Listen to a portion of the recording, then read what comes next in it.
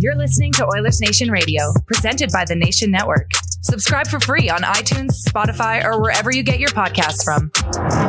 Thank you very much, Lisa. Welcome to Oilersnation Radio, episode 95,000. Gang's all here. Got a full room today. Dan, Rick, Tyler, Bagmilk, Liam, Kennedy sitting in. Lots to talk about today. First, we get started with a plug for our friends at Oodle Noodle. Get yourself something to eat today. You're lazy. I'm lazy. You can't cook anyway. Admit it. Admit it to yourself. You're lying to everyone if you say you can. Go to Oodle Noodle, get something delicious to eat. And if you're in Edmonton, why don't you grab yourself a free Oilers Nation sticker? Also, Dan's dog Pen is in this room right now, and I'm very distracted by the dog. I was going to say, you forgot a very important... All I want to do is play with the dog. How'd you not introduce him? Well, you dropped everyone's name, but... He's the star of the show. All I want to do is play with him. We might shut this down in 10 minutes. Hey, buddy. Yeah. Tyler, for our friends at Oodle Noodle, what do we have for a delicious debate today? We had our friends from Germany in for the last 7 days here around Oilers Nation. There were plenty of good memories, lots of viral moments, highlights, if you will. But I thought we could start the pod by going around the room and giving our favorite story from the week with the Germans. I'll just jump in first. The chants at the Pint on Saturday. I know we're going to talk about the nation's 15th anniversary in a second, but I know those chants were happening elsewhere, but the first time I really got to see them in person was at the Pint on Saturday. And they had one for everybody. They just brought a different flavor to the viewing party. They were a lot of fun. They were engaged all the time, and just the chants and the energy, without question, the Germans brought that and then some. They didn't have a very easy week. They had a long week in terms of what they did to their bodies, but good on them. Yeah, the energy remained high. The energy remained high. Dan? 100%. I mean, I'm fascinated to hear your guys' favorite. I'm so lucky to be able to spend so much time with our travelers, and the Germans and I have a special bond just because we discovered each other and whatnot. But for me, it was the curling.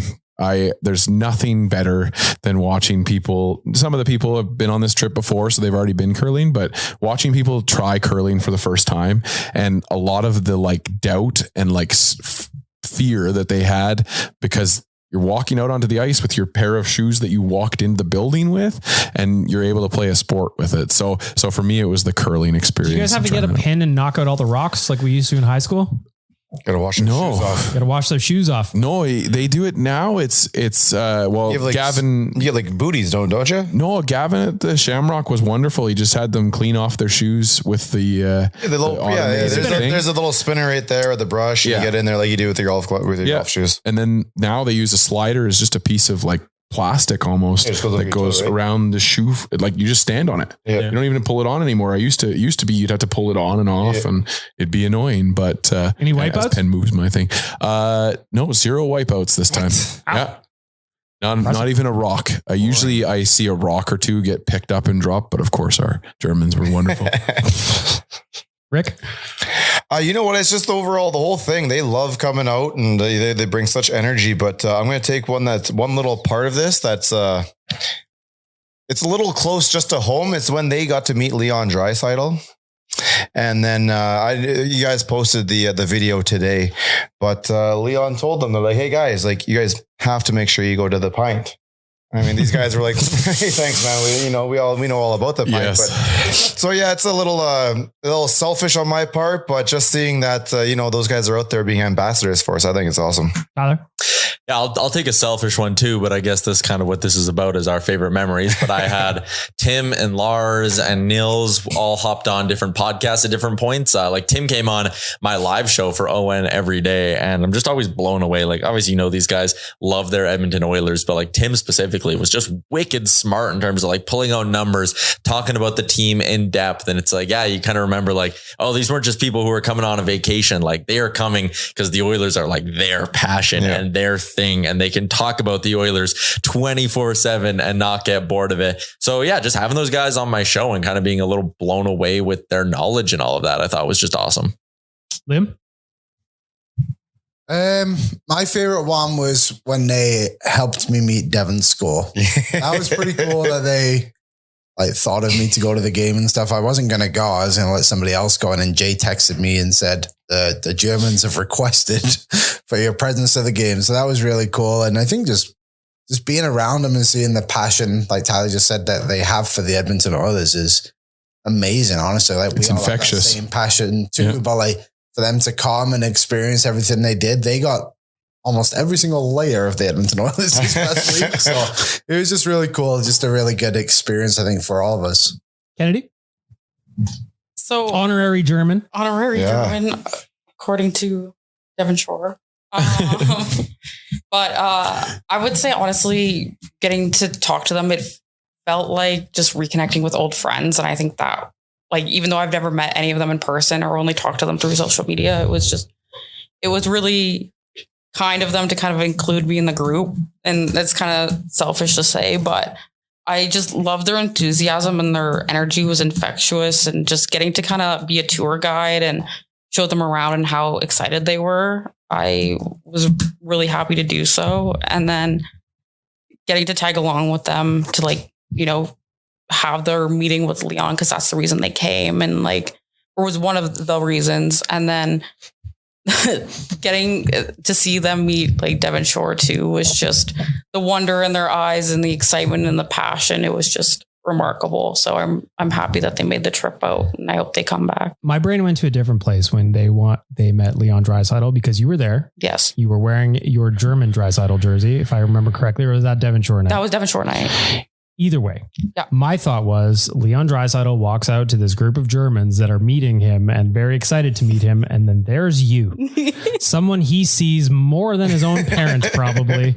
And I just imagined Leon, again, none of this actually happened outside of my head. Mm-hmm. Just Leon being like, how did she get in with this group of Germans now? He's like, I got to go, guys.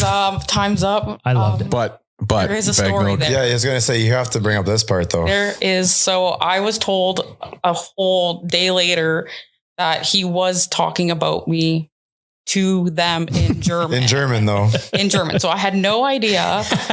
What I was told is that he said, I know her. She does great work. She takes good photos, and she's just a part of my circle. So that is the biggest kudos, that he respects what I do. So that's all I'm here for. You know, how many arenas do you think he's seen you at? Because you're a big warm up girl. Yeah. Love warm up.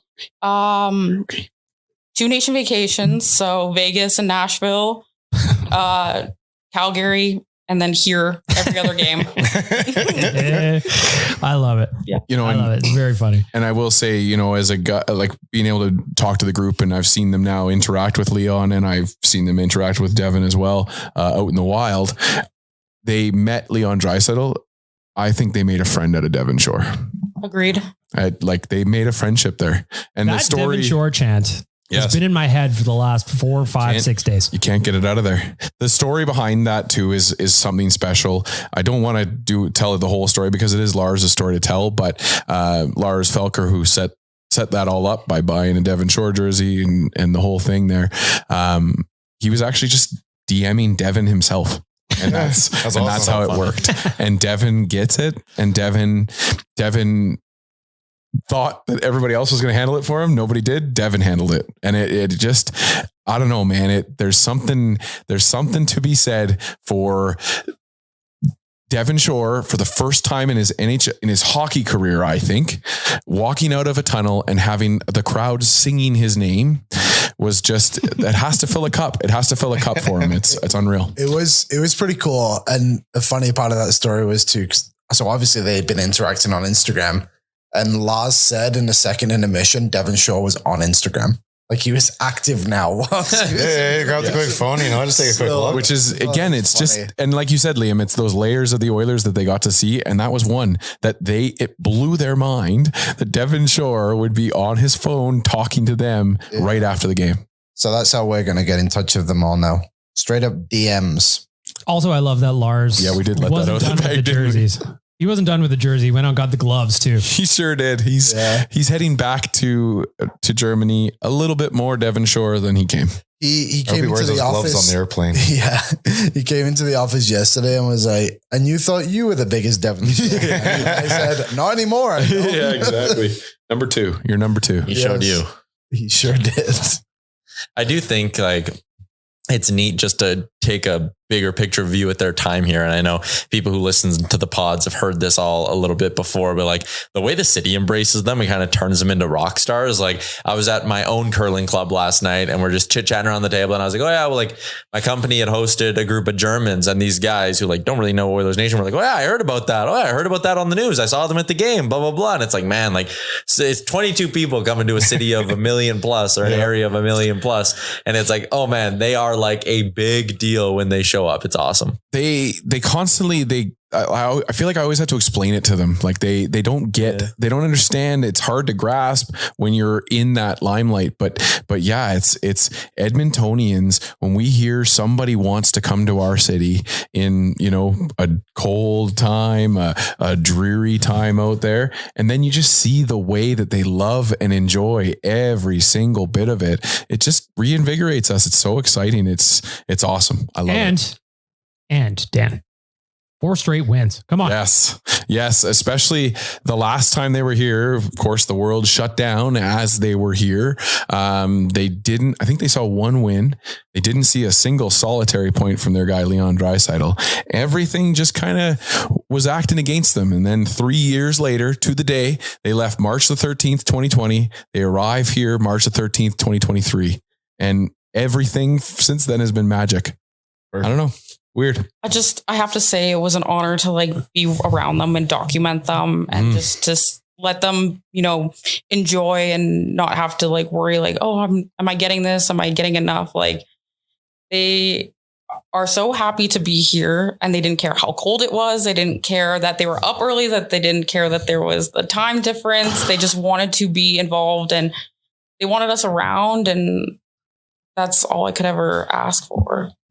I have one more moment that was my favorite.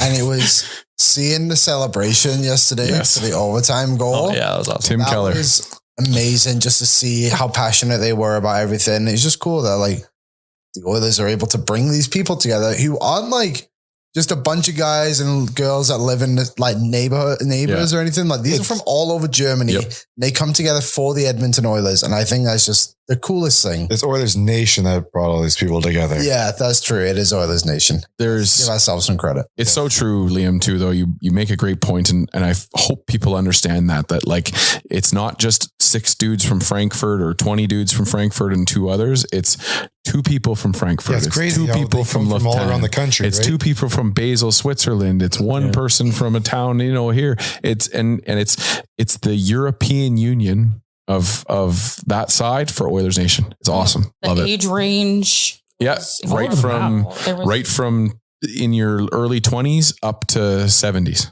Yeah. And you could have a conversation with any of them, regardless if you had even the language barrier, you could still have something to talk about. I always talk about it. I always wax poetic when I'm traveling, because to me, there's just, when you have that commonality of the Oilers, you instantly are friends. You may not agree on anything to do with being an Oilers fan, but you're a friend because you understand something and you share that, and then it just goes from there. And it's grown to this now. I met them in 2018 and now 2023, we're talking again about a trip. So it's wonderful. Can't wait for next year when the Germans come back and the Oilers keep winning while they're here. If you're on socials, Twitter and Instagram, go give them a follow. Oilersnation_DE. Learn German. Start reading their blogs. Go to the website, oilersnation.de. There is legitimately a German version of Oilers Nation. Go learn German. And shout out to AMA Travel as well. Yes. Follow along with the boys on their adventures. Yeah, if you haven't seen some of the videos, check out Waz's post a lot on the Oilers Nation socials, including Tim's celebration last night in OT, which there was a lot of arm movement in that one, and I loved it. I had my phone recording for like 20 minutes to make sure I was getting that's so perfect. It was so good. Perfect. It was funny in the video too, because you can actually hear Kennedy scream in the video too, which is just a nice little added layer to it all. And also, was it you that was telling me, Kennedy, that they're actually going to try and up their game a little bit on Twitter and stuff, so you'll like see their faces more and like keep up to date with what they're up to in Germany and how they're watching games at probably 4:00 in the morning. That's another thing too. Awesome. Is we talked about that with them here at HQ. Just the commitment to the Oilers is like, you can't understate it, because this is a crew that wakes up in the middle of the night to watch the Edmonton Oilers. You think you're tired? Yeah, I know. I was going to say, everyone's sitting here going about the Wednesday game is going to be an 8:30 start, probably like 8:45, 8:52 before the puck drop. I think Liam earlier said you could not pay me to go to that game, and these guys are getting up at 3:45 in the morning. I have been paid to go to that game. They exactly. It's hilarious. They're going to be riding the train, listening to Cam and Bob. That's it. And sometimes having a fondue, as Tim taught us on the Real Life podcast. Yep. Train fondue. Hold the phone. That's right. You heard what I said. Well, I would like to go on this train. Yeah, they take trains places, and sometimes they bring a fondue set. Have a nice little cheese fondue on the train. You've never brought your fondue onto the bus before? Onto the LRT? ETS? I'm always on the ETS. Take my fondue onto the LRT. The open flame is wonderful. I wouldn't take anything onto the LRT. Never mind fondue. Just a little meat stabbers. I'm going to Europe this summer, so I'll be trying the fondue. Weird flex, but on the okay. train. Yeah, like I do a fondue on the LRT sometimes. I just ride back and forth from Clairview down to it takes a while, right? Science Center or whatever. Are you going to Germany? TBD. Likely not. Okay, well, we'll have to let them know. Yeah. If you are going to Germany, I recommend you use our friends at AMA Travel. Mm-hmm. They will make your life much easier, just as they did from our friends at Oilersnation DE. They got everything set up for us. Nation vacation we did to Toronto. AMA Travel. They helped us out. They make things easy. Quite anywhere simply, this summer, go with AMA Travel. Quite simply, I wouldn't have been able to do anything that we've done in the last 2 weeks without AMA Travel. So it's you have to have them.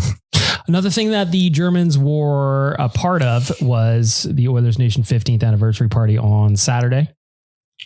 The thing that my first thought from Saturday was I had to do kind of like the game day stuff I always do. I wrote the GDB. I wrote my betting article for Betway and just kind of like got everything set up for the day. So I was some of you guys got there really early to set up, but I was there really 25 minutes after setup. Well, I'm surprised you were even standing up. I will wake up. Yeah. Dan is reaching out. Like, how do I get in here?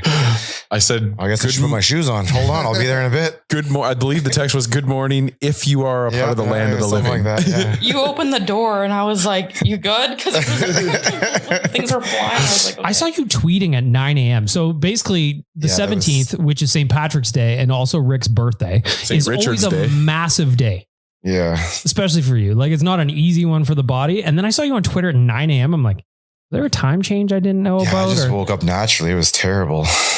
Anyway, this is the fact you were upright. So anyway, I rolled into the Pint Downtown, who was the host for the party at about, I'm going to say 12:30. I got there and I walk in the front doors and I go, fuck me. This place is already at 80% capacity. Yeah.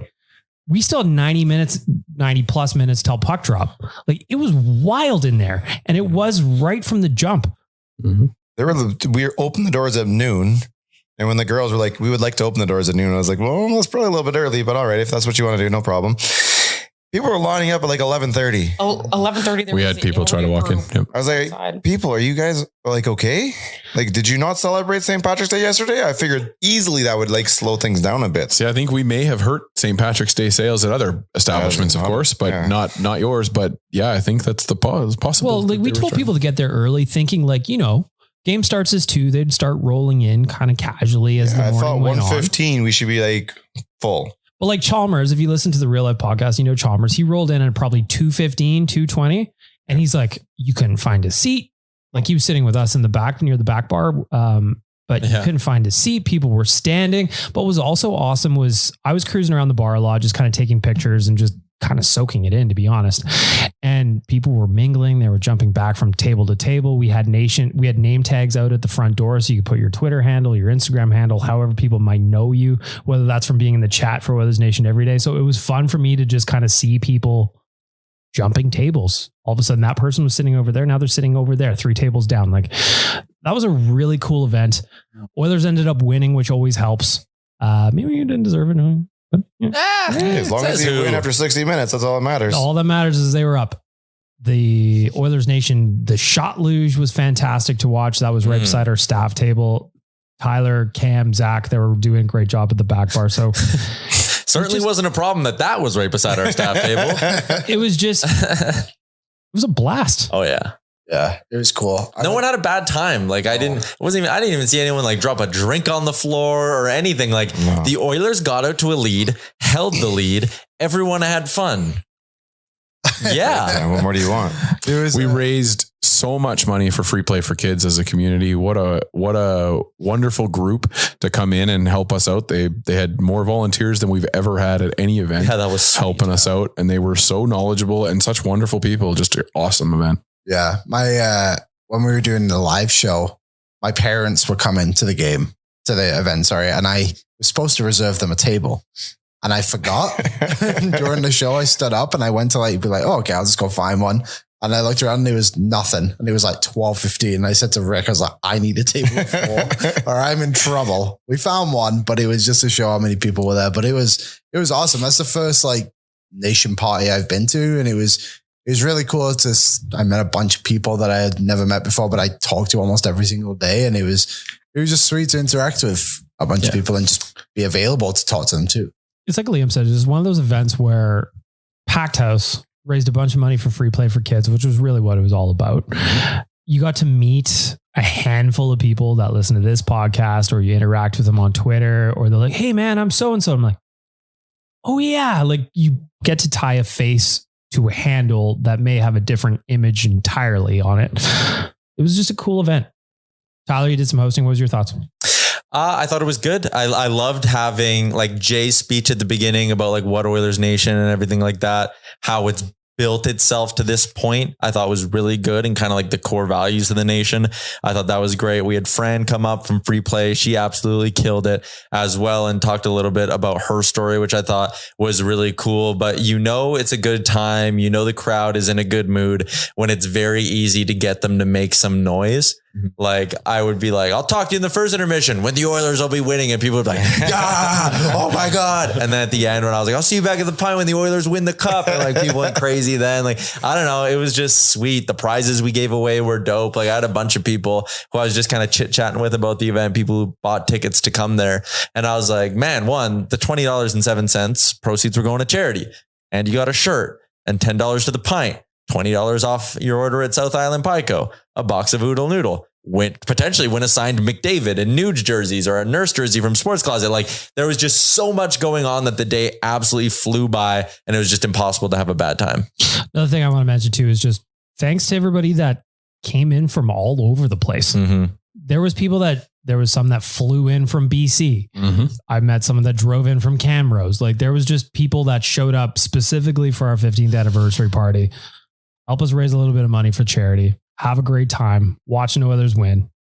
Just spectacular day all around. I want to give a huge shout out to the Nation team, Rick and the Pint team, and a specific shout out to both Kennedy and Maddie. These parties, these events, they just keep evolving. The last time we were at the Pint, it just, every time we do this, they get better and they get better, and we add more and we add more. And Maddie and Kennedy added a certain element of planning, fire and their first structure, one, and then be in charge of their first party, the decorations, so all this pre-planning and everything going on. Crazy. It punched it up, and it feels like we've hit a new cylinder as a team and as a group with the Nation. So a new level of standards now. I can't wait to see what 30 years looks like, right, Tyler? That's what, yeah. Can't wait. Another 15. Hopefully we make it. I believe. Rick, I heard you getting the gears for that. We've done a lot of events at the Pint over the years. What was your take on that one? Honestly, man, it was a huge success. It was a Saturday morning, the day after St. Patrick's Day at 2:00 in the afternoon game. Really don't know what you're going to get. We've had some other parties throughout COVID or just post COVID that, weren't exactly as hot, just as people are, a little more nervous or whatever the reason is. But this goes back to some of the big ones we had before. I don't even know if I can remember which ones. I mean, we had draft parties and draft lottery parties and anniversary. Companies had more draft lottery parties than playoff parties. Yeah. So, we've had a lot of different reasons to put things together. And we've had a lot of them now, thankfully over the years. And I don't remember the last one we held. Like this, like a ticketed event like this, where is this much planning behind or this much? I think, dude, it was a success. It was great. I loved every minute of it. This was my first big one, since starting, and it was incredible to be a part of, and just to put my 2 cents into it. And gold star for Maddie too, because she comes from a big event planning. That's her thing. So big shout out to her. But I think we could have like sold it like double the time. The amount of people that were like, oh, I wish I would have gotten tickets. I wish I would have come. But you know what? The next one is probably up and coming. So I would do it all over again in a heartbeat. But it was a lot of fun. A lot of fun, a lot of hard work went into it. A lot of planning behind the scenes went into it. But most of all, we can't have these events without you that are listening to this and coming down and buying the tickets and making these events incredibly special. At Oilersnation.com, I wrote an article this morning just kind of like saying thanks for the last couple of weeks. Like we went to Toronto just a week before our 15th anniversary party. And then we led right into what was an incredible day on Saturday. Make sure to check out the Oilers Nation socials. A lot of cool photos went up from the weekend. If you weren't able to attend, maybe you just want to get in on the next one. Next time, maybe the great couple show up during the party. I don't know. Yeah, the couple just shows up. I also forgot my story about Eric Carlson from the Germans too. There's so many things happening. We're friends off. Hate Eric Carlson. Yes. I'm so happy we didn't trade for him. What a waste of money that was. Ekholm better. Well, because we're going to talk about Mattias Ekholm here in a second. But there's lastly, the last thing I want to mention from Saturday was we wrapped up the day, in my opinion, in a really cool way with a group of 20 staffers plus significant others going to Japanese Village for a huge dinner. We didn't really me and Jay were kind of talking about it as the party was winding down because as the game ended, people clear out and it is what it is. But we still had a lot not clear out as fast though. They did. It was like right after the game in the first half an hour, I lost maybe 20% of the people. I'm looking around going like, you could expect it's a daytime game, man. Like people tend to like, okay, go head on with their Saturday, do whatever the heck it is. Nope. Nobody wanted to go. We went to Japanese Village as a crew of 20. Man, what a blast. We had a great time in there. We had a blast. We ate a bunch. We drank a bunch. It was just fun to kind of like close out the day that way. It really was. It was cool to be able to talk to people. We had Cam's son show up. Yep, Cam brought his kid. That was awesome. That's big. Yep. What are the parties usually like? Like what made this one a little bit of an extra? I can tell you just straight up, like the Oilers won. Yeah, the Oilers winning is a huge thing. Second of all, I think just having the ability to kind of have everybody settled ahead of time was wonderful. Like it just allowed us to mingle and coexist and actually be partying. It did feel like the game kind of just started. Yeah, that's exactly it. And we usually just kind of get into it. And then the game is what dictates exactly how we feel for the rest of the thing. Like sometimes we've had to give away the gifts in the first intermission. Not necessarily because we've done a lot of these and things have not gone very well in the game and the party's still going. It's still a good time. That's true. Like this one for me, like we've done so many of these. This one was bumping well before the game started. That's exactly it. Yeah, it's crazy. People came in with a purpose, and that was to celebrate. And I think having the Germans there too was like awesome. But it felt easy to mingle. It felt easy. I was running around doing content, and I was bumping into people left, right, and center wanting to chat. Yes. And that's all that it was about. Like big celebration. Just everybody was in a great mood, and they were in the mood from the second they walked in the door. Plus, it was beautiful outside. Gorgeous. You could go outside and just kind of chill for a little bit if you wanted. And stand next to the Nation truck. It was perfect. Yeah. Sidewalk. On the sidewalk. I like no tickets. One of the Germans, I forget their name, but they were like, so does this truck get driven often? I was like, yeah, like I drive it to get groceries. It's my everyday vehicle. So yes, it does. But if you've ever been to Germany, the reason is because there's no way that thing would fit onto roads. That's what he said. He was like, you couldn't have a vehicle like this in Germany. I was like, oh, well. Yeah. So much more narrow in Europe. It would not fit. Right.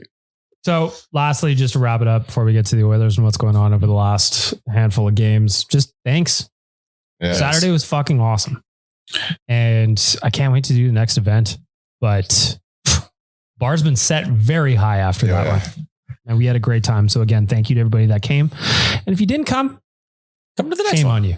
Oh, or shame on you. Just kidding. We got parties, we got trips, we got everything. Yeah. You're going to want to come on these because that was another thing. Just lastly, where's the next nation vacation? Where's the next nation vacation? I want to come. We're at the mercy of the schedule always. We'll put stuff together. We promise. As soon as we can announce where we're going to announce where we're going. Mm-hmm. Ben, thoughts? Yeah. Yep. I'm in. I'm coming on the next one too. Nailed it. Pause for talk about hockey after we pause for an ad. Not sure. What a pause. Good ad. Getting into the Oilers, a couple of games here that were a little bit greasy in the wins against Seattle and San Jose. Ultimately, Wins. 2 points on each. So I'm not going to nitpick a whole lot, but what do you make of the games against San Jose? And like, we'll start with Seattle. What do you make of against Saturday's game against Seattle? That one was a step back at 5-on-5 just because there were a lot of wins over the last 3-ish weeks where it's like, man, they played good at 5-on-5, right? Like against Dallas, I thought that was actually a solid performance. The win against Boston was awesome. When they beat Toronto a few weeks ago at Rogers Place, that one was awesome. And then against Seattle, it was kind of like, ooh, you didn't have your best. You kind of got outplayed at 5-on-5, even though a lot of Seattle shots were from not dangerous areas, but it wasn't a good game at 5-on-5, but yet I never really felt like they were in a lot of danger. Mostly because Seattle's goaltending is terrible. Brutal, man. I don't see how they win like a game in the playoffs with that goaltending, never mind a series. But yeah, just they took a step back at 5-on-5. So again, you don't want to nitpick it too much because like you said, BM, they won and that's all good. But like you need to be better than that down the stretch because you're going to have to play teams whose goalies won't each have a 700 save percentage. Liam? I think it's just good to see that the Oilers are able to win games in a variety of ways. We saw another example of it last night. Obviously, Saturday, they didn't have it 5-on-5, but they had 4 goals. I think it was on 11 shots, like capitalizing on bad goaltending and then being able to close out the victory, which they've struggled to do for a lot of parts this season. And yeah, to be honest, I don't recall a lot of the game, not because I was out of my mind. It's just like so much was happening, but I agree with what Tyler said. Like it wasn't great 5-on-5, but they found a way to get 2 points. And that at this time of the season, when everyone else in your division seems to be winning games, the Oilers have continued to find that trend as well. So it's very positive from me. Kennedy, what do you think? Game against, did you watch the game? I barely watched it now that Liam said I saw Yamo's goal and I saw Zach Hyman's goal because he scored and it wasn't called back. So that was a which was surprise. Amazing. Yeah, amazing. We'll get to him in a please second. let him keep it. But I mean, 2 points is 2 points and against Seattle. So we'll take it. One of my favorite things that happened on Saturday was Evander Kane got a hat trick, but a lot of us did a squad bet on McDavid getting a hat trick. Damn it. Wrong Hattie. And one of my favorite things that happened after Kane got his hat trick was just the amount of people that are just like, oh, I bet the wrong hat trick. And you could hear it popping up all over the bar and on social. It was hilarious. Hilarious. Fast forward to last night. Sharks should have been an easy dub. Didn't quite be easy dub. The old layup. The old layup, they call it, you know?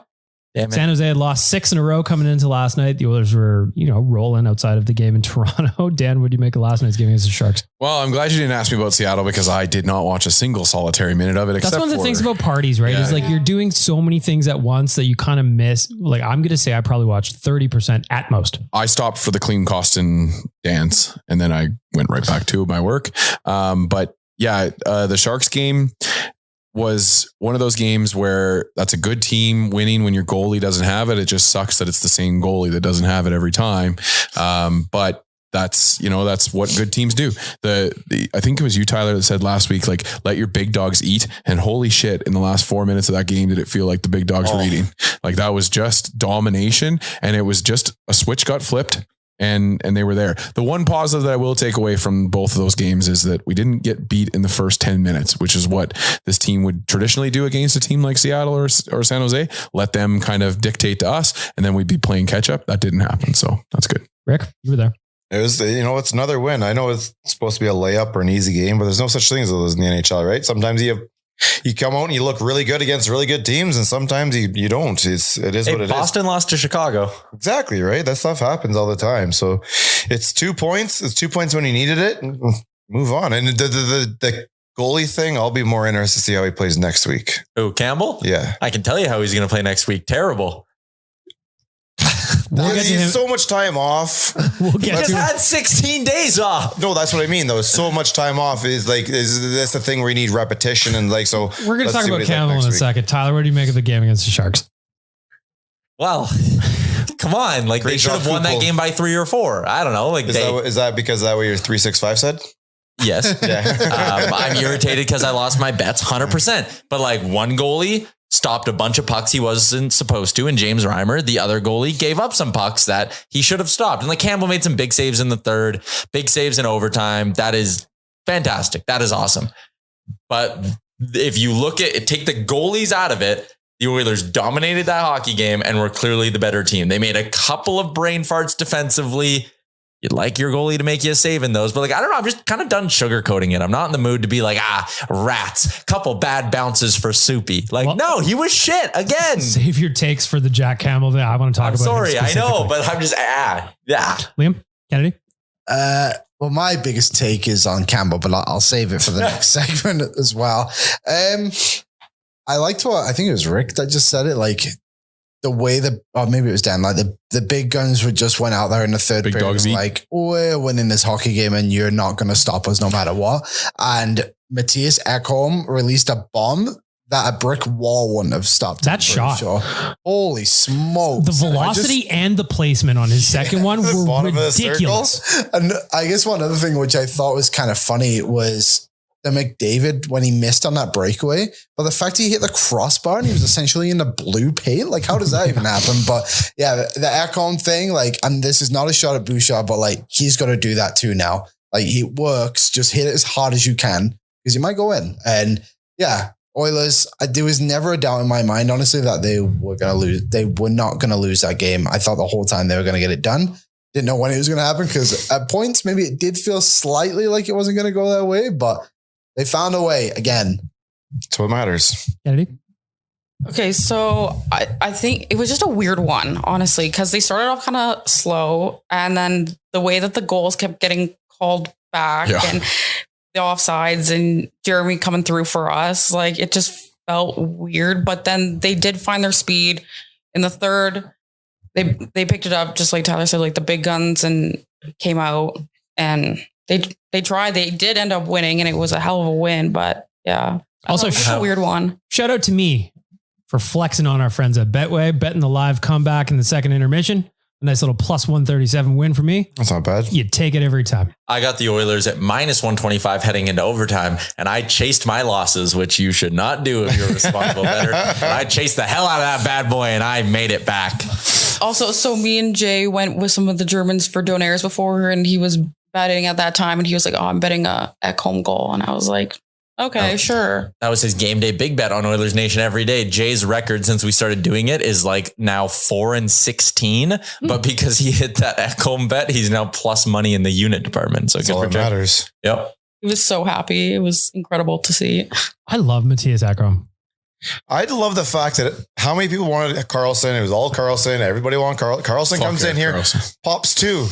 Walking around like, you know what, you guys could have had. And Ekholm says, you know what, I got you. Yeah, I'll match you. Matches those two and go away. And he also didn't give up on a play in overtime. Which that was terrible. For everybody who wants Karlsson, go back and watch the Nurse goal. But like Karlsson's right there and puts he had the best view of that goal though. Zero effort into stopping him. Zero effort. Great view of that goal. Darnell really didn't have any business getting to that point. My favorite too is not being uncontested. It was looked like confusing. McDavid pulling away from a third pairing defense. Yes, it did. I thought it was McDavid for a Post second. game when Daryl said he's just like, well, you know what? I was cherry picking a little bit out there, but Yamo made a nice pass. I was like, bro, you were cherry picking. You were at center. I don't think you can go any further without being over the blue line. Also, nice heady play by Ryan Nugent-Hopkins before Yamo even had it, because Nuge kind of made like a little bit of like a hesitation with the puck that just threw off the coverage enough, stopped play, boom, back the other way.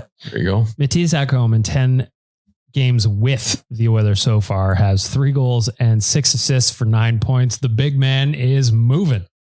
The big guy is smoking hot. You love to see it too. Because Rick's right. Like we were talking about Karlsson all the time before the trade deadline, all the time. Like, man, want Erik Karlsson.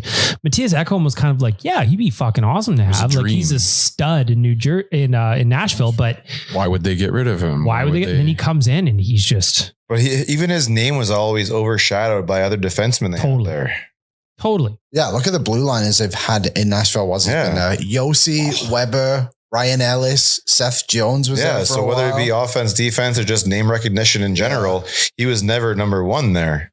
And the way he the two-way play too. Like I know he said it last night in his post game. He's like, listen, I've only had 2 goal games my entire career. Don't expect it to happen all the time. But like, I don't know. I'm surprised you were able to hear that, because when he got out there and started having his interview, that building went nuts for him. Yeah, it did. And the photo that the Oilers posted of him and Connor, come on, greatest photo I've seen in a while. My thing with Ekholm is when he gets a puck in a corner, I have no concern. There's not an ounce of concern, because he has decided already what option A, B, and C is, and he knows. And it's funny because it's all about perspective, because he has coughed up a couple here and there, which is fine. Nobody's perfect, right? But it's funny how you watch something like this where they make the same mistake. Nobody says nothing about him, but then a player with a different set of numbers on his jersey makes the same mistake, and people will tell you the sky is falling. It's just funny to watch. Tyler and I were talking about this today because Darnell Nurse is that guy. I'm sure you're referencing. Well, I mean, you could use 2-5, you could use 2. I mean, there's a couple. Depends what group of people are out there. There's a few suspects, but we were talking about it today, and everyone talks about how Darnell Nurse doesn't put up enough points. And Tyler read off the stats for 5-on-5, and he's top 10 in defensive scoring, better than a lot of players. Like Adam Fox, I think was. He's tied with Quinn Hughes for even strength points this year. He's one behind Roman Yossi, one behind like Rasmus Dahlin. Don't try and say he's a good player. No kidding. So then I was like, so we all sit here and say, oh, Darnell doesn't put up any points on the power play. How can we pay him this much? But when McDavid and Draisaitl put up points on the power play, it's like, oh, well, look at that plus minus. It's brutal. Like, they don't score anything 5-on-5. It's like, holy smokes, they pick an argument. So I'm with you. Like, when the uprights start shifting around, the goalpost starts shifting. Well, I think it's just the hill that people decide to die on, and it is what it is. The goalpost move. This for this guy. Yeah. This guy does the same. Well, no, it's more on this side now. Well, how does it? All right. Well, whatever. One guy who consistently doesn't miss, Jeremy Kupel. Wow. I don't know. First of all, there's a lot of goals called back last night. The goaltender interference, flimsy, both ends for me. I thought both of those should have been goals, but it is what it is. Fine. Jeremy Kupel, though, 3 called back. 3.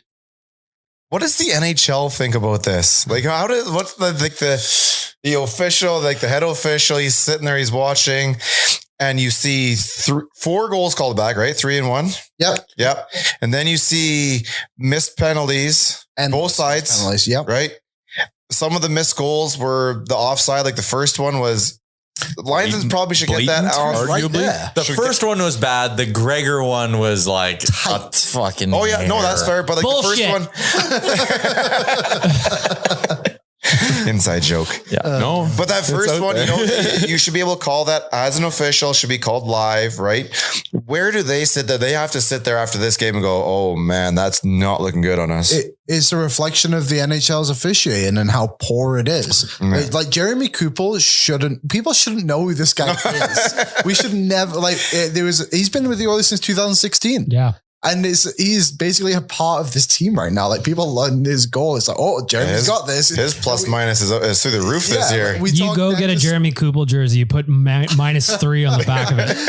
Dan just spoke about Mattias Ekholm in the corners and everything. And like when the Oilers make a review and I'm like, Kupel's up. Here we go. As soon as you see them make a challenge, I was like, oh, it's definitely no goal. I don't know why, but show me. Something's gonna. I don't know what it is, but he's right. During the entire Talbot era, we were just begging to win a challenge here and there, right? We had. I remember making gifs about we won a challenge. Everything was against us. Exactly. It was just tough. So this is a perfect example of why the league needs video review. Yep, they can't go away. Because the referees aren't good enough. They can't even make a penalty call. Never mind if a goal's offside or not. And I know some of the non-calls last night were outrageous. Horrendous. Just use the big one. The Reimer takedown, the Reimer tackle. That there is no excuse for missing that. You're right in the crease. He's hugging his waist. Well, that play where Yamamoto gets his feet taken out from under him and would have just been wide open back door, and instead he's piled into the net. And the one about Yamo as well was the stick was literally like in his skate, like between his skates, and it lifted him up and he missed it. The one thing I will say about last night's refereeing was it was consistent, and I know that's a gnarly way to say it, but like especially for the goal reviews, because as soon as I saw that second goal review, I was like, okay, yeah, if we're going by the first one, then 1000% that is way over the line for goal interference. So at least they stuck with that. I have to give them credit for that, but. Me and Leon were talking earlier just about like how the consistency is all over the place. We can talk about this till we're blue in the face, but like how leagues like FIFA or whatever have the technology to correct these mistakes. An offside in soccer is ridiculous. It is. They ridiculous. slow it down. You get this weird picture on the screen. There's some zooming. There's some lines made out there. It's moved up frame by frame by frame. It's like a guy gets like half of his toe ahead of somebody else. It's absolutely insane. And that's a good example too, Dan. Tennis has been doing this forever where the ball is, right? And it's just like, how does the NHL not have this technology, or just call someone and be like, can we buy this? Like, what do we have to do to get this in our league? Hire the guy. I don't know. It is amazing. And like, I don't like in the soccer stuff, like I don't particularly like how narrowly it's called and everything, but like it's offside. It's offside. And it's the same in hockey with the Gregor. And they've figured out a different system for goals. Yes. There's just a microchip in the ball. Like in the World Cup, for example, there was this whole thing where Ronaldo claimed he scored, but there was essentially some kind of heat thing within the ball. So Adidas proved that Ronaldo didn't touch the ball when it went in because they the goal, the header in front of the net or whatever. Software within the ball. So how can we not get this in hockey? I think. Well, we are talking about a league that just signed a 10-year deal with Fanatics. So. Yeah, true. And the other thing too is like, whole time I think you lose more pucks than balls, but I mean, at this point, that's got to be such a small thing. I also think in instances like, did the puck cross the line or not? Like tennis has a large field that needs to watch. Soccer, very big net. Hockey, little net, always in the exact same spot in every single arena. You could have all the technology in the world, and the only spot you really need it is right there in that like 4x6 little area. The thing is too, like you just said, the hockey size, like soccer fields, literally every single field is a different dimension. It has to be the same area. Hockey's just the same in every single rink you go to. It drives me bonkers. I think what gets me more than anything is the fact that the linesmen and the referees are the ones that are doing it with the iPads. I know it's not every review, but doing it on an iPad makes you look so dumb. Like I can't stand it. And then it's the human element of you're now asking somebody to say the thing that's the hardest thing for anybody to say is I was wrong. Right. And that's a tough thing because they're humans, and we should, like the NBA. I always go back to the NBA and their war room that they have. It is a tool that is there for the referees to lean on, not the fans to scream about and not the teams to yell for. It's the referees to say, guys, I wasn't sure about this one. Can we check it out? You know what league does it the best right now? And they've only been going for like a couple of weeks now for their third time. Darts. The XFL. Oh. Dude, watch some of the challenges of the XFL. It's in there. You're watching. You talk. It's absolutely insane. You could have given me 9 guesses of pro sports leagues in terms of what you were going to say. Was not going to guess XFL. Watch some of the challenges in the XFL. One of the other interesting things from last night, Tyler, it's your time to shine. Jack Campbell. So here's the thing that I want to say. Jeremy Kupel called 3 back. Mm-hmm. He still allowed 4. And there was 2 or 3 posts. So and CC cleared one off the line. And CC. So we're talking about 9-10 goals or pucks past him. Yep. Still ended up with an 875. Yep. That's just in different ways though. Like some were shots. 18th win of the season, might I add. Yeah. Let's remember he is 18-9-4 this year with an 882 save percentage. It's absurd. Bag Milk, you joked before the show. You're like, call up Picard. There's no way he could be this bad. Like in my years of watching the Oilers, I've never seen something like this. But you also know that if you come up with that save percentage, most goaltenders, their records aren't going to be 18-9. That's why But that's because the Oilers are outscoring him. But it's funny though, like, so they're different ways, right? Like there's some shots that are getting through they shouldn't. Yeah. Then there's like the one goal where it's the rebound kicked out. It ends up there. Straight there's to that the guy's one stick. I'll give him credit for like the one where it's the quick rebound and you just bats it out of the air. Like that's tough to do. Make a clean save. Yeah, no, it's fine. But I'm just saying that you bat it out of there. But they're coming in so many different ways. It makes no sense. Like Mikko was almost everybody's. We owe Mikko an apology. The glove. You know, all day was the glove. Yeah. They're getting through him. Yeah, he's not good at anything. Yeah, I'm sorry if I'm being a dick, but like he's struggling. But I will say this before 9, it's most likely not going to change come Monday or Tuesday whenever he plays next. 16 days off for a guy like this who's struggling with whatever between the ears and trying to figure out his game. That much time off. coming in. Let's see what it is. My counterpoint is that he hasn't had a start above 900 since February 7th. Rick, they played him 3 times in a week or in 4 days against Detroit, the Rangers, and the Avs, and he gave up 14 goals in those. Oh yeah, I'm not sitting here saying like things are going to be any different, but the first one after 16 days, let's get some more reps, but he needs to be better, period. Hands down, no questions. I weirdly think he was better last night than he has been, which isn't a very high floor to try and get back to. But if you look at the situations, like the first goal that went in, brutal rebound. I'm not defending that. But also the Oilers are just allowed like 2 big scoring chances before. One of them got called back. The other one, they hit the post. It's like, Oilers got to help him out a little bit. Like realize that like, we're not helping our goalie right now and we need to do better. Like Evander Kane's back check on that was pretty lazy too. He was -3 in his revenge game. What was it like Carlson's goal when he went 1-on-1? Not many goalies are saving that one. The other one was I had no problem with that one, to be honest. Yeah. But no one's coming back and getting that guy. Yeah. Carlson's right there. You see 65. Everyone's talking about how many points this guy has. Dude, someone's got to get to him and glue yourself to him. Don't allow him to get to the that second Carlson goal. I thought was stoppable.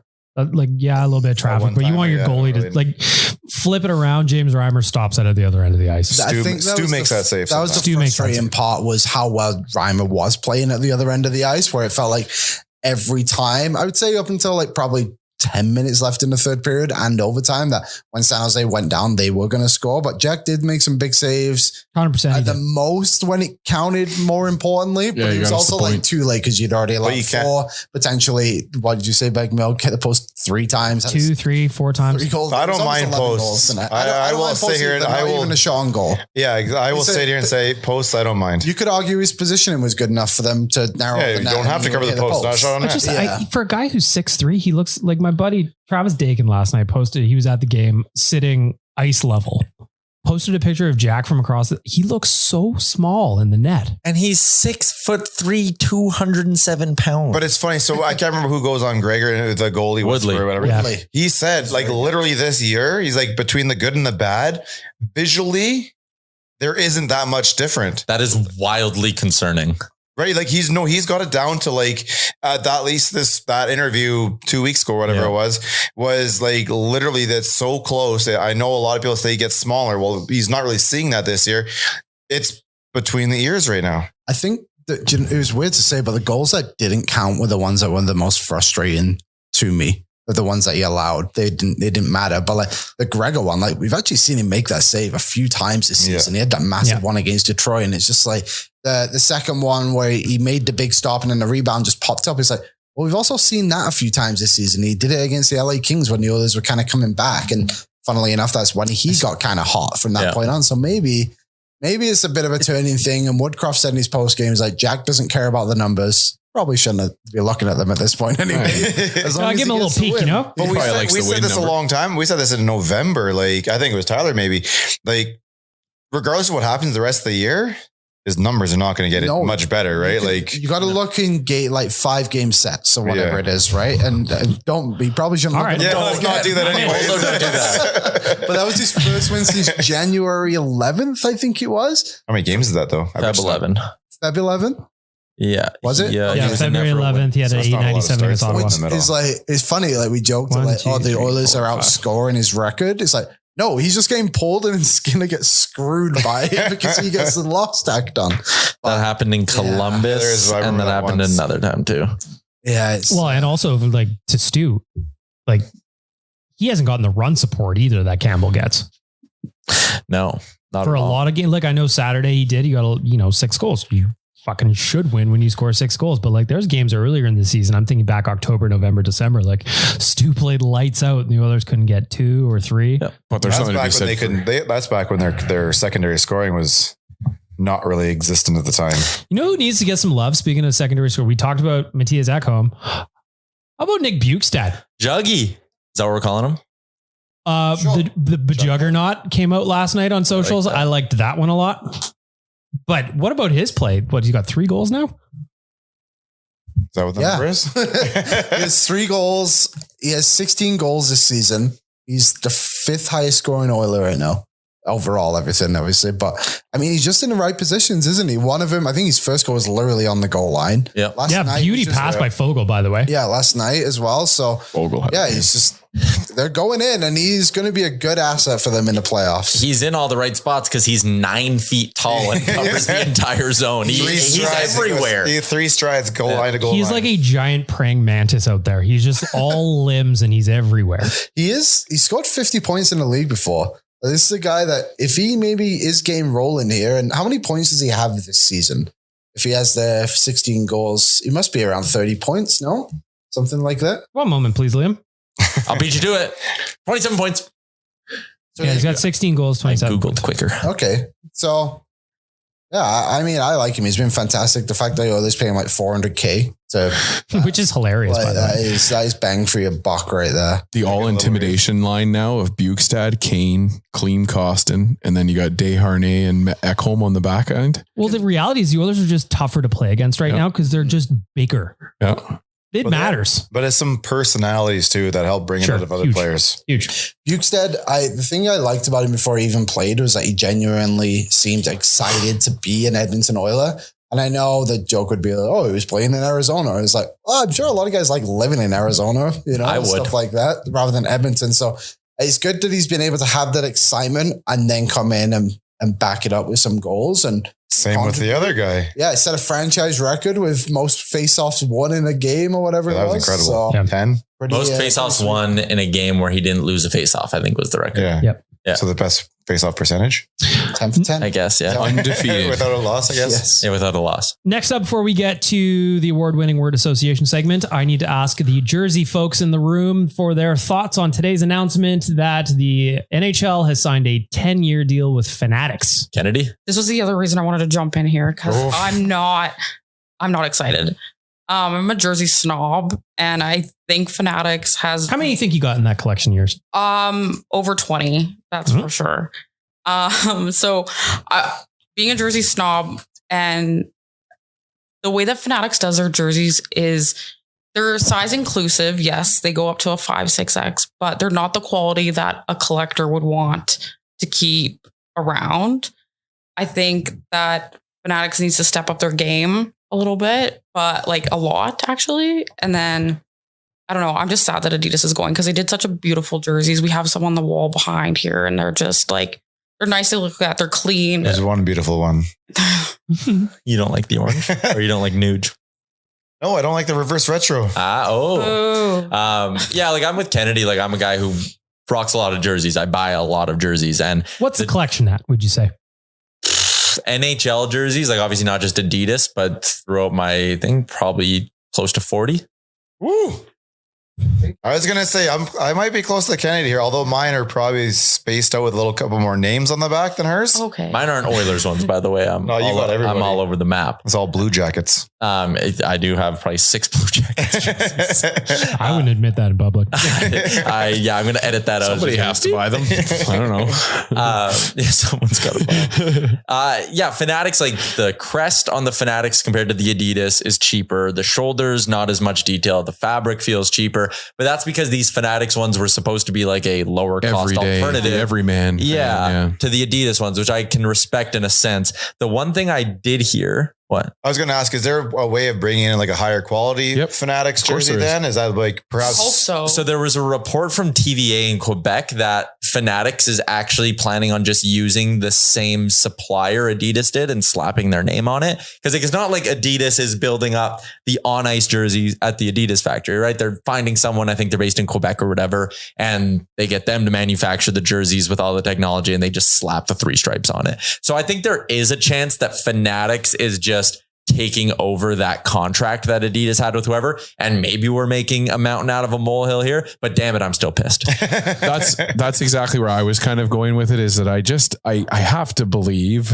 and maybe I'm wrong to believe this, but that Fanatics approach the NHL with a plan that has something unique or something cool for the fans that is then going the NHL said, okay, hold on a second here. If you guys want our business, you can't bring us this product. Well, but it's going to have to be a but nicer see, product. I will. Well, how do you get a nicer product? 'Cause I will with you. die on the hill of Fanatics for the inclusivity of jersey sizing. That's something that the NHL has sorely been lacking, even since the Reebok days. So you couldn't get like a certain size? As a guy that has been from the range of 4X all the way down to XL, you were hard pressed to find a 3X that wasn't a goalie jersey. Yeah.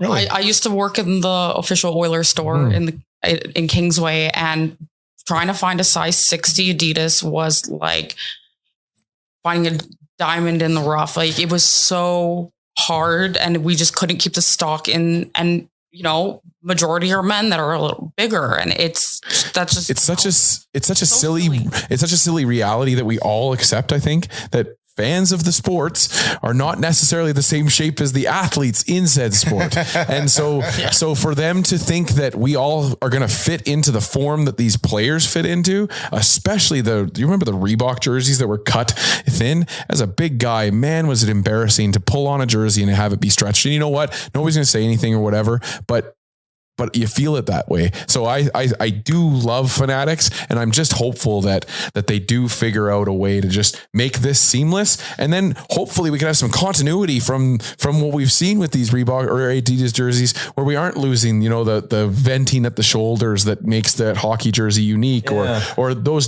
little when you details. Buy a jersey, you want it to feel like a jersey. You don't want to be wearing a jumper. You don't want to be wearing a hoodie. You're wearing a hockey jersey for a reason. So that's why I'm so passionate. Like, I love these Adidas jerseys.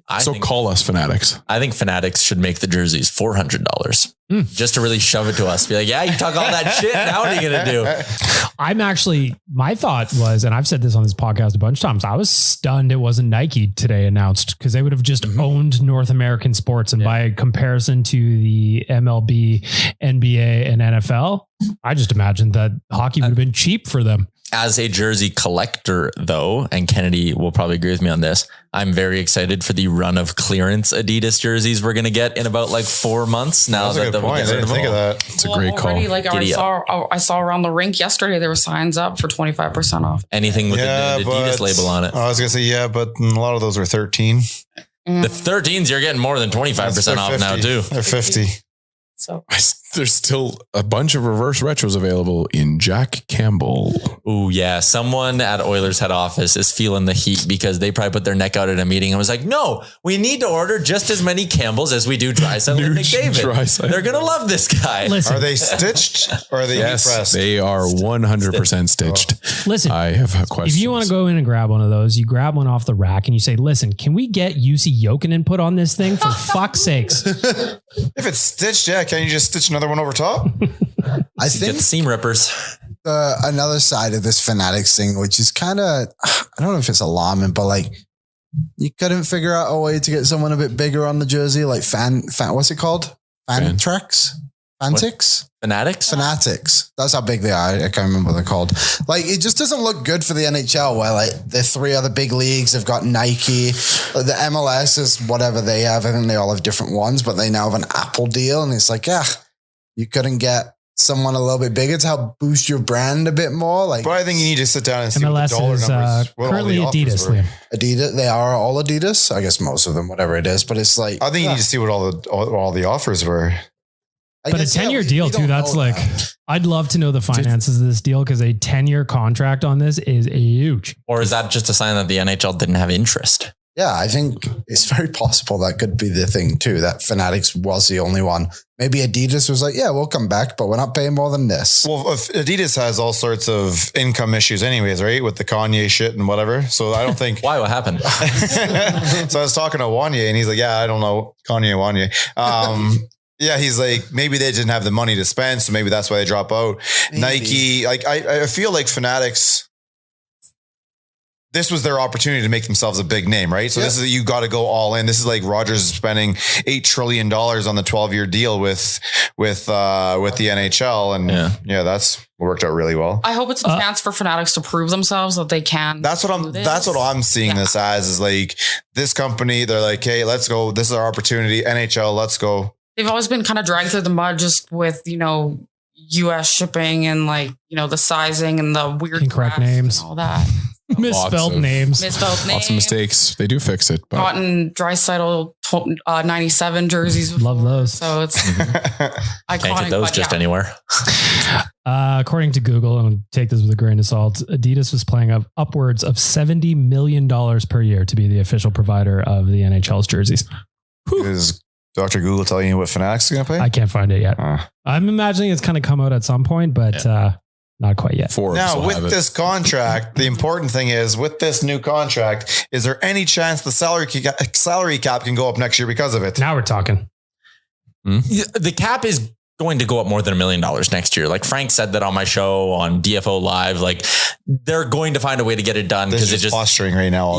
There's just way too much of a reason for all parties to want to get this thing back to normal. Can't Ryan Reynolds just put some money in there? He just made 362 million bones selling that Mint Mobile. You want involved? Go pay off this debt and then you can buy the Senators. By the way, though, Frank is a dog, so I wouldn't trust what he says about any of this cap situation. Touché. But I think the cap will go up 3-4 million this year, and the Fanatics deal doesn't kick in for another year yet. So I guess not next season. I guess we prematurely spoke about the Adidas sales. That'll come 12 months from now. Yeah, not next season. The year after, I think. So we're going for our second of back-to-back cups. The last thing I want to say about this before we move on to word association is if you're up for a laugh today, go to Twitter and check out the replies and quote tweets on the NHL's official announcement of this Fanatics deal. It is hilarious.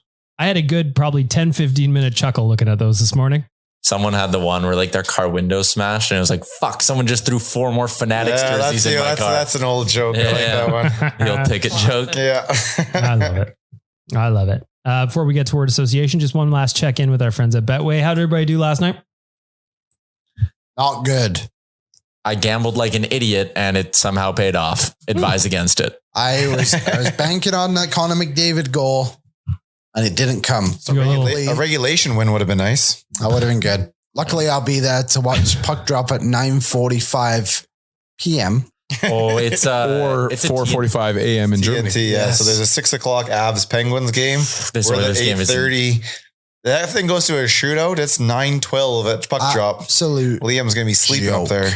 This is going to be could be a historic night for the NHL with Connor McDavid scoring 60 goals. Or maybe he'll get to 70. Draisaitl could maybe. Draisaitl's on pace to scores 300th goal tomorrow, possibly. Evander Kane as well. Connor's got 2 things, and it's crazy. And here we are, gonna have to wait till midnight potentially if depending on when the one starts to go to bed because of this. And then poor Connor Halley's got to do the After Dark show, which I think I'm on with him. Yeah, well, I have a good time. I feel bad for you poor bettors because yesterday I did very well. Thank you. I like how we complain about the time when those poor Germans are not even on the airplane yet. Nuge, 2 points, nailed it.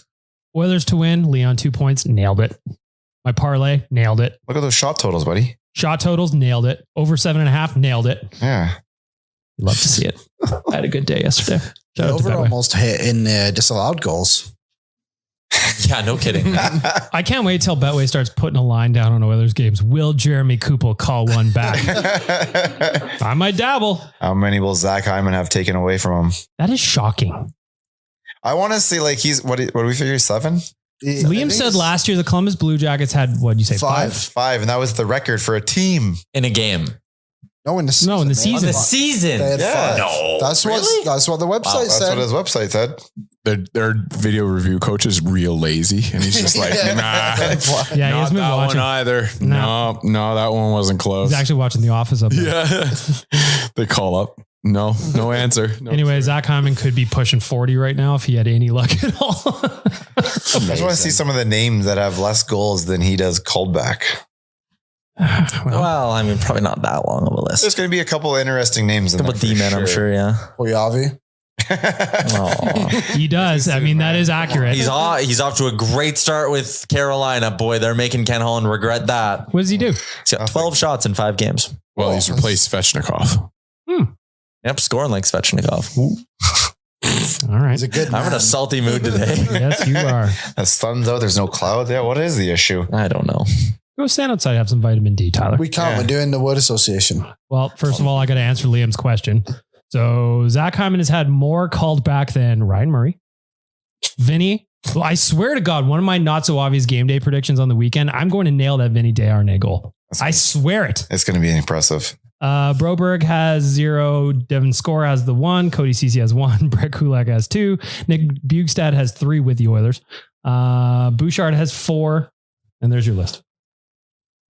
Philip Broberg only has no goals? None goals. Wow. Only has none goals? None goals. Wait, I said, you did. In my head, I thought you said 1, and I realized you didn't. None goals. None goals. None goals. I'm surprised that we need Bouchard to get some goals going here. Just a little confidence, you know? It's my cup. Stop it. Just a little bit of confidence. All right. You've waited long enough. The time has come for the award-winning signature segment. Penn doesn't like the segment either. It almost won an Oscar. It did almost win an Oscar. Yeah. Perhaps a Juno? Word association. Yeah, but then Tyler's Juno speech got interrupted by some, walking How up did we there. start the show today? Did you have a tune?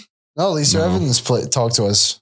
Oh, that's right. We went back to the old way, didn't we? Yeah. Probably for the best. Tyler, what do you got? What's the order? 4 things. Wow. Admittedly, not my best work. I thought you were typing away over there working on this. No, I was writing an article about a new playoff format idea. Nice. So look for that on Oilersnation.com and ignore this segment. I got an article coming too. There you go. College UFAs, right? College UFAs. All right. Anyways, word association. We'll start with Liam and then we'll go around BM, Dan, Rick, Tyler, then we'll end with Kennedy. So you got time to pass the mic to her, Liam. How long do you think it takes me? A while. I've been watching. You move slow. All right. Number 1. You got one word, Kennedy. Do you know the game played? Yep. Well, You get not, more than one. it's not one word. Yeah, it's just, but you got to be quick. It's the first thing that pops into your head. Yeah. you can do a monologue if you want, really. Liam, the birthday bash. Epic. Unbelievable. Special. Hangover. Boozy. Fantastic. Seattle's goaltending. Brutal. Campbell. Epic. I was going to use Campbell-esque. Not great. Good for the Oilers.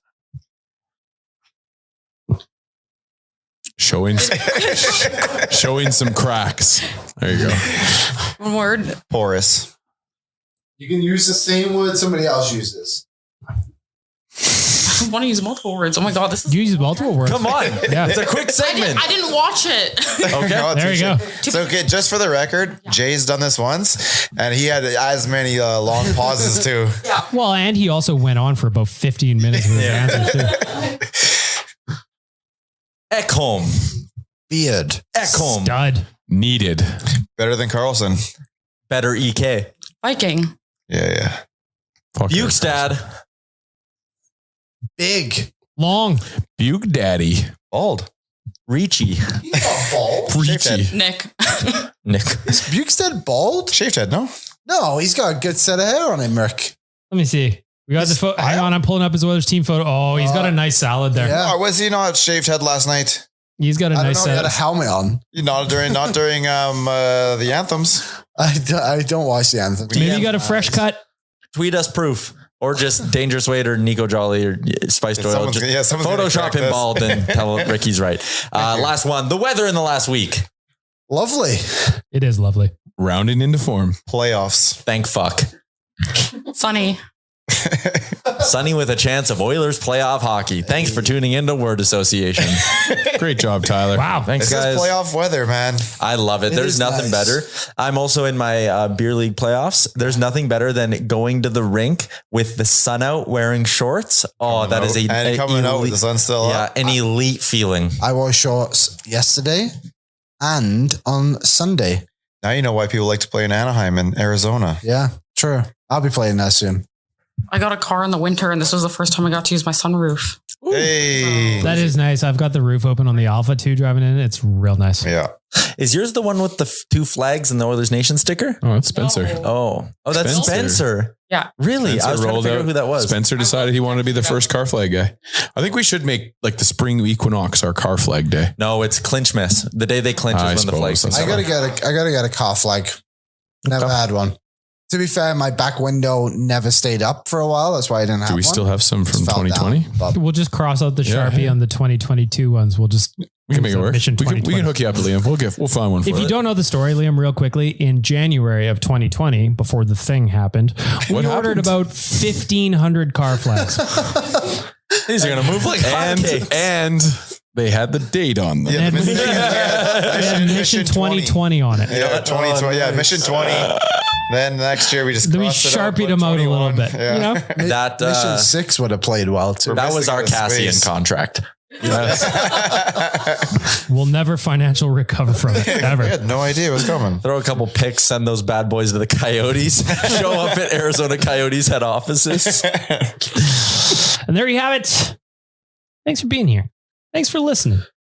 Lastly, before we go, I just want to tell you, if you're making some plans for the summer, I encourage you to check out our friends at Tourism Jasper. They got a lot of stuff going on in the spring, including some spring skiing.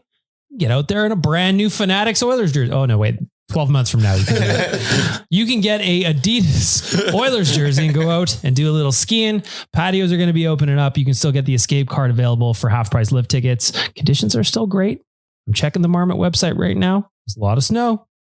Go do a little spring skiing. Check out more details at jasper.travel. There you go. Another Oilers episode of Oilers Nation Radio is in the books. Pen thoughts? Whoa.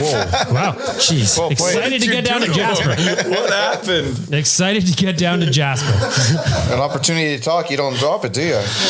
Tourism Jasper, Anime Travel, Betway, and Oodle Noodle. Thank you. Go get yourself a Noodle Noodle sticker this week. Slap it on your car or on a neighbor's car. Actually, don't do that. Oilers Nations? You mean an Oilers Nation sticker did I at say? Oodle Noodle? What did I Noodle say? Noodle sticker. Well, if you get a Oodle Noodle sticker, get your hands on one of those too. But an Oilers Nation sticker at Oodle Noodle, Edmonton locations only. Sorry, Calgary. Is what it is. There you have it. Episode 95,000 in the books. Have a great week, everybody.